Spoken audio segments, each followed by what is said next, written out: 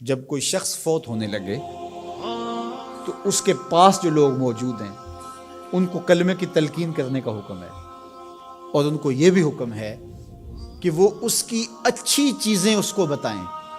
جب کوئی بندہ بوڑھا ہو جائے نا اور وہ بس اب جانے والا ہے اس دنیا سے، تو اس کی زندگی کی برائیاں اس کو یاد نہ دلائیں، اس نے جو اچھے کام زندگی میں کیے اس کو یاد دلائیں، تاکہ اس کے ذہن کی سکرین پر وہ چیزیں آنا شروع ہو جائیں، وہ اللہ سے حسن ظن اور امید کو مضبوط کرنے لگے کہ شکر ہے میرے اللہ نے مجھ سے یہ کام بھی لیا، میں نے مسجد بنائی، میں نے دارالعلوم بنایا، میں نے یتاما و مساکین کی مدد کی، میں نے غرباء کے سر پہ ہاتھ رکھا، میں نے رشتہ داریوں کو نبھایا، میں نے یہ کیا وہ کیا۔ اس کے اچھائی والے کام اس کے سامنے رکھے جائیں تاکہ اللہ سے اس کو امید حسن ظن غالب ہو جائے، کیونکہ اب وہ گناہ تو کر ہی نہیں سکتا، تو اب اس کی امید غالب کی جائے، ایسی باتیں سنائی جائیں۔ میرے حضور نے فرمایا جس شخص کے مرنے کے بعد اس کو 4 گواہ مل گئے اچھائی کے، لوگوں نے کہا یہ بڑا اچھا آدمی تھا، صرف 4 گواہ مل گئے، تو فرمایا کہ اللہ اس کو غفران و رحمت کے پردوں میں ڈھانپ لیتا ہے، اس کی بخشش و مغفرت ہو جاتی ہے، اس کو جنت عطا کر دی جاتی ہے۔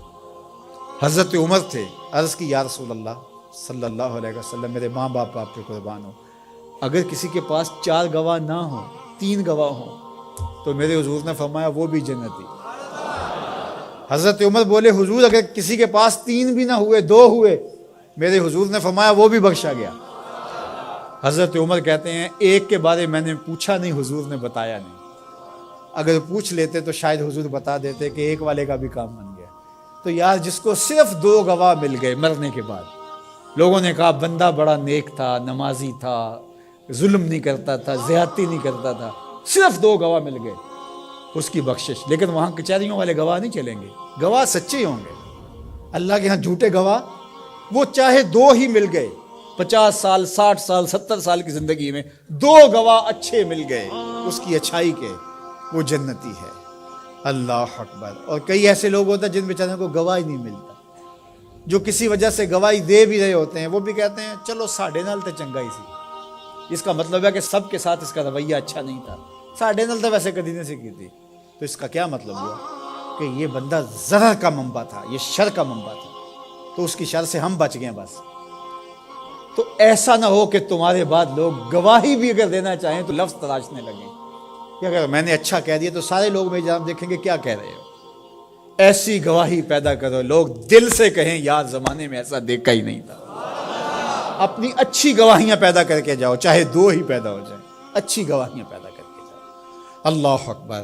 تو دونوں چیزوں کو برابر رکھا جائے، امید کا چراغ بھی روشن ہو اور دوسری جانب جو ہے وہ خوف اور خشیت، اس کا چراغ بھی بجھنے نہ پائے۔ مایوسی بھی انسان کو کفر تک پہنچاتی ہے۔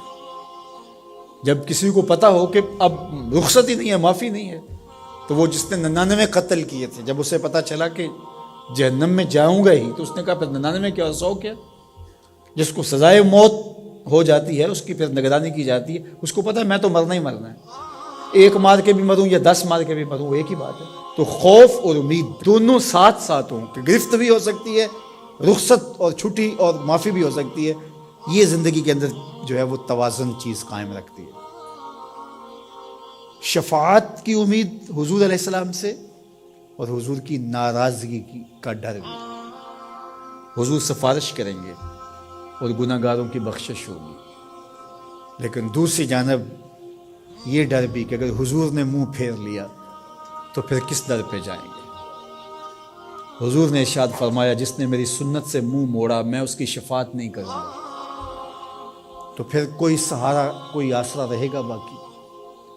تو امید کا چراغ بھی روشن رہے، خوف بھی رہے، شفاعت کی امید بھی رہے، لیکن حضور کی ناراضگی کا ڈر بھی رہے۔ تو زندگی بھر جوانی میں بالخصوص خشیت غالب ہو، اور آخری لمحات کے